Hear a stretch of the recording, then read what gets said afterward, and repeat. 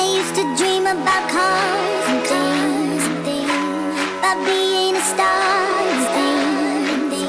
I thought that I would outgrow this feeling. It seems my dream won't go away, so it's more like... Hello, welcome, Devil Sniper here, and today I'm bringing you episode number 4 of our career mode with Frankfurt. At the end of the last episode, we were about to start the Munich game, and that's where we're going to pick it up today, as well as hopefully some transfers. You never know, we might be able to do some deals, get some wheeling dealing in, but that's going to be spread over 2 episodes, and then going into Friday's episode, we're going to be getting a good crack on with league football. We're getting up that Bundesliga table, hopefully hitting a European spot, and hopefully having a good cup run. That would be my dream, to hit the European spot and have a decent cup run. I'm talking quarters, semis would be a decent cup run, but we'll have to wait and see how that all pans out. As you can see, Jung on that right hand side, feeding that ball into Flume. Flume looking to spread it out into Inui, and Inui is an absolutely sensational player. Really enjoyed using him. He tries to lob the ball over the top into Klaypex, but as you can see, he didn't put enough touch on it. It was a bit too heavy-handed, and unfortunately, it was a wasted opportunity. But as you can see, in the middle of the game, or the middle of the first half, we are actually matching Munich.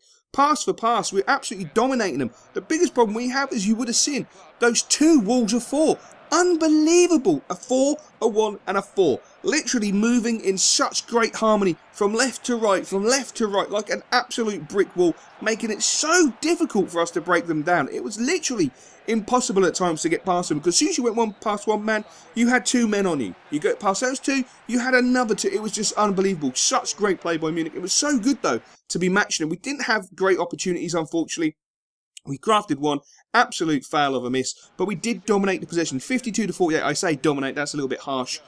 We didn't dominate it, we had the better of the possession. 52% to 48, we restricted Munich to one shot on target, which I think is fantastic, because Munich are a powerhouse. But as you see, Sherlock knocks the ball straight over the top into Klaypex. He's got the pace, he's got the time, he hasn't unfortunately got the shot. Gets a little bit too underneath that, makes it an easy save for Manuel Neuer, and Neuer's not going to pass up those sort of saves. He's not a bad goalkeeper. Great play there by Inui. He robs the fullback Rafinha for Bayern Munich, and then just bombs down a wing. And we've been working on crosses since I came to the club, and unfortunately Inui just a little bit too much on it. And it's frustrating. You're in training, you're working on your near post crosses, you're working on your back post crosses, you're working on whipping the ball in there, you're working with putting them with a little bit of ping on them, really sting them in, fizz them in, and when your player goes down at left-hand side and you think he's just got it begging for him, the attacker, Klaypex, goes to the front post and your cross goes to the back post. It's just absolutely infuriating, to say the least. But as you can see, Alaba knocking the ball into Ribéry. I think that's Ribéry on the left-hand side, fed back into Alaba, going in for Mandzukic. The ball comes out to Mario Götze. Götze nods it down to Robin. Robin has the shot, and thankfully didn't cause us any issues, but they were coming back into the game. They were dominating possession more and more. Line with the ball to the back post into Ribéry. Ribéry into Pizarro. Pizarro heads it into the back of the net in the 90th minute. It was unbelievable. The pressure had been coming from Munich. I've got to stand up and hold my hands up and say, do you know what? It was coming. You could see it was coming. You could feel it was coming. As much as we had some good possession, we just couldn't do too much with it. We lacked ideas. We lacked that little bit of guile. That little bit of guile you need in the centre of the park. But it's a new team for me. It's new tactics that I'm trying to ingest into the side. So I always expected it could be a bit of a problem. But we did get a corner in the very last minute of the game. In the 93rd minute, Trappy gave me a look and I said, Trap, get up there, son. Make yourself a legend in the first game. Bang this on your noodle, stick it on the top corner, and we'll go out for a few beers and a pizza. Unfortunately, the cross was to the back post. We got underneath it, bit too much power, straight up and over. And unfortunately, we lost our first game of the season, and we lost at home in front of our home fans, which is demoralising for me personally, because I thought, getting a point at home against Munich would be fantastic. Dreaming of the 3 points would have been absolutely sensational, but I can't take nothing away from Munich. They were astounding. A very, very good side. And unfortunately for me, they were well worthy of the 3 points at the end of the day. We didn't capitalise on the possession. There's no point having possession if you're not going to do anything with the ball. It is that simple. So at this moment in time, that is our best team. That is the best team I feel that we can field. We're going to go straight and have a look at the transfers. Now, the shortlist has been slightly altered to introduce some new players. And obviously keep some players on that we had originally. Now, Ginter. I would love Ginter so much. Matthias Ginter looks absolutely solid. I've watched him a few times. He looks absolutely fantastic. A player who I feel who could really grow at our club with our philosophies of, having a nice youngish side, mid-20s and below would be sensational. But we would have to see. Hakan there also looks absolutely sensational. Could walk into the team. Now, for me personally as a manager, you always want to have your own little stamp on a team. Your own little stamp of approval. Mine would be Mohamed El Noussi. As you know, I bought him to Molde for £900,000 or 900,000 euros, and he's still at Molde, obviously. And I would like to bring him to Frankfurt because I feel he can play a couple of positions. He can play right midfield, he can play left midfield, and he can play up top for me if needed. He's got pace, he's got agility, he's got some technical ability. He's got 4-star rating on technical, so I feel he can bring something to the team. And I feel like he would give me a real good stamp on the actual team myself. Now, I also want to try and bring in a couple of forwards. I want to bring in a couple of forwards. I'm thinking perhaps another midfielder. I mean, my dream at this moment in time would be to literally walk out, sign a cheque and say, Zaza, and say, Jimenez, you are coming to Frankfurt. I'll go and pick up another player, and I'll bring El Noussi in, and I would be happy because I feel we have the depth in the back line. We have the depth in the back line. We've got CDMs who can play centre-back. We've got centre-backs who can play CDMs. So we've got plenty of rotational ability within that side of the team. It's going forward I'm a little bit panicky about. And Jimenez, for me at this moment in time, I would say he's literally my number one target, closely followed by Zaza. I think Zaza could do an immense job at the club. And it's left foot, right foot, and I love that combination. It's my personal favourite. But that aside, we're going to go into our next game. It's an away game at Braunschweig. Or Brunswick. I think it's Eintracht Braunschweig. I probably completely and utterly murdered their name. I do apologise. German is not my natural language. And to be honest with you, that's when I was doing my A-levels, etc., GCSEs and all that crap, it was French. And, well, I didn't bother with French. I don't like the French language at all. It's no disrespect to the French.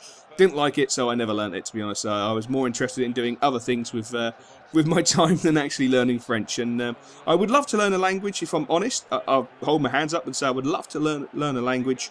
My preference would be Italian. I love the Italian language. And I would like to learn I'd quite like to learn Japanese, but probably haven't got the time to do that in my life, so we won't worry about that. Anyway, Stefan with a great opportunity. I don't know why he rushed it. He had the time to compose himself. I mean, it was a fantastic ball played through. Really well crafted. A nice piece of goal that we were lacking against Munich because Brunswick allowed us to have more space. You'll see that Brunswick, they're allowing you more space. They're not so compact. They're not sitting deep. They're not sitting with two solid walls, and they're not all moving in harmony. They're a little bit disjointed, and they're leaving you gaps. When you ping a ball through like that, it's superb. I do feel the referee was a bit overzealous there. I don't see why it was a free kick. I feel it was a good challenge, good 50-50 challenge. We nearly paid for it there. Absolutely nearly paid for it. Kevin was absolutely beaten all ends up. He didn't even move at the end of the day. But we have the opportunities. Flume knocking that ball into Stefan. I can't pronounce that lad's second name, and I don't want to murder it because I'm already murdering too many bloody names. But it was a nice ball in, a nice cross. Unfortunately, just didn't have the height. It's all it was lacking. We're getting over the crosses. The boys are working very hard. We struggled in the game, I feel personally. Not many opportunities, but that came down to the fact, again, I feel we're lacking that little bit of guile in the centre of the park. Someone who can ping a ball about, pick a pass out. So we went in at 0-0. At the end of the day, I'm going to be happy. 0-0 is not too bad. But look at Kladlek coming out second half. I gave the boys a bit of a rocket at half time. Told them to man up. Told them to sort it out. Told them to, come on. Just go for it, Unshackle yourselves. See a pass, pick a pass. Ping the ball. Just have a crack. So I decided to bring on Sonny. Now, it's Keytel, isn't it? Keytel. So I'm going to call him Sonny. I'm going to bring little Sonny on. He's a marvellous little player, I have to say. Nice ball over top into Kladlek. Kladlek, again, he wants to take that extra touch, and I don't want him to take that extra touch. He's got to get it out of his mentality that he needs an additional touch. It cost us an opportunity. I took the lad off because he looked like he was low on confidence, and I wanted to bring on Jan Rosenthal, give him a bit of a run out, see how he's doing. As you can see from a resulting corner from the substitution, a simplistic goal for Brunswick. I can't pick on Kevin. At the end of the day, it was a fantastic header. But where is Inui? Inui was on the back post. Inui's supposed to be standing on the back post. So when that happens, he clears the damn ball. Was he there? No, of course he wasn't. Absolutely was not. So I was absolutely decimated to see that goal go flying in. We did nearly pull one back by hitting the post. But Inui on the edge of the box bangs into the box, hits the defender, keeps the ball, and then smashes it into that top corner like a little Inui boss, because he's made up for his error. His error. He's supposed to be standing on that back post. He wasn't. He conceded a goal, and he scored a fantastic one, to be fair. But look at Sonny bombing down that right-hand side. The boy's got some talent. The cross, unfortunately, again, too much on it. He should be gently whipping that one into that near post for that near post header. Unfortunately, he didn't. He gets a follow-up opportunity. As you can see, Sonny just lacking that little bit of composure. But he's a young lad. I'll totally forgive him because he's got the balls to take the opportunity on. If he'd stuck it in the back of the net, we'd be singing his praises. Where most European managers, or I should say English-based managers, would be having a crack at him for missing. I'm more than happy to say, well done, lad. Well done. You took the opportunity. It didn't come off. Learn from it. So next time you have that opportunity, you stick it in the bottom corner, it nestles in the net like a little boss, and we're all happy. We walk away with 3 points. Unfortunately, on this occasion, we walk away with a point, which, do you know what? At the end of the day, I think it's not too bad. I'm already getting the feeling that the Bundesliga is going to be one hell of a league, one hell of a competitive league. Something more than what I'm used to. In Brazil, I had quite an easy job. I had to finish mid-table, and I had a side that was very capable of finishing mid-table, and we done it. When I was in Norway, I was with Molde. I had a fantastic group of players. I had some of the best players in Norwegian football. All I had to do was literally, essentially win the league or finish in the top 3. And I finished in the top 3. We had a good cup run, and it was, I'm not going to say it was 100% easy. We didn't lose many games, but I had fantastic players, so it's very easy. At Frankfurt, I've got players who need to be caressed and brought through and nurtured and taught how to play the game. They've got good technical ability, they've got good skills, but they need to have that brought on. They need to be unshackled a little bit to play some free-flowing football. And as you can see, if you've been paying attention, we're lacking something massively on the players. Yes, the technical side of the game. Not many players are gifted with more than 3 stars on the technical. On the weak foot, I'm not too fussed. A 3-star weak foot is a 3-star weak foot. Skill moves wise, technical wise, we've got to be looking at a couple of 4 stars. We need to bring in something so we can just give us that little bit more technical ability going forward, because you need to have that could be the difference at come the end of the season. If you don't have that 4-star technique, it could be the difference, and that's a bit of a worry. I'm also looking at a few players that we could look to move on. Obviously, there is a couple who I'd like to move on. If we can get the money for them, fantastic. If we can't, well, we'll just have to wait till the Christmas period or even next summer, because as much as I want to make changes, I don't want to make huge changes. I don't really want to touch the back 4. I'm really, really happy with the back 4. I think we've got a solid back 4. So I don't want to make too many changes on the back 4. But going forward, midfield, etc., yeah, I'm happy to make changes, and probably quite a few. Now, Fortunis is a player that I'm actually quite interested in, because for one, he's cheap like the budget, but he can play 4 positions: right midfield, left midfield, centre midfield, and cam, and that's fantastic. The same as our lad Hakan, the Turkish chap. He can do that as well. He can play many different positions, and that gives me such options. He's also very good technically from free kicks, and he likes to ping it from 20, 30 yards. The 5-star weak foot, the 4-star skill moves, left midfield, centre midfield, attacking midfield, and a centre forward fills me full of joy, because he can just sit in that little cam role, and with his agility and his ability, he can move the ball around. And that's what I'm hoping he's going to be able to do. We're going to have to wait and see. I am going to put in a little bit of a punt, just test the water, see if we can create a little bit of a deal. You never know. It's got to be done at the end of the day. And at the same time, Sebastian Rod, a lot of people saying, he has actually moved on. So I'm going to use him, or try and use him, to create that deal. Hopefully it will come off. We'll just have to wait and see. And as you can see, Annunaki, fantastic work rates. He has the technical ability that I'm looking for. He has a solid weak foot, which I'm happy with, and he plays the 3 positions I'm looking for. I want someone to play left midfield and right midfield. I don't want just left midfielders and right midfielders. Someone who can play both positions and up top is fantastic. Now, I am going to chuck Martin into the deal, because Martin's at 29 years old. I don't see him actually getting a game with me, because we've got the likes of Flum, we've got Marco Russ, and Schwegler as well, who I've got pinned for that position.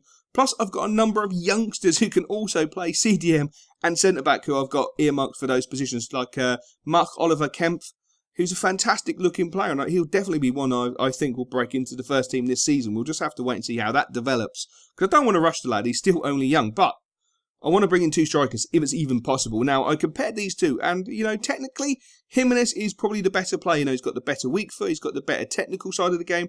Both fantastic work rates, And Jimenez is a tall lad. He's a powerful lad, He does good things in the air. Hopefully, though, we'll be able to pick him up. And unfortunately, Alexandra is going to go the opposite way. But we're going to find out in episode 5. I used to dream about cars and things, about being a star and things.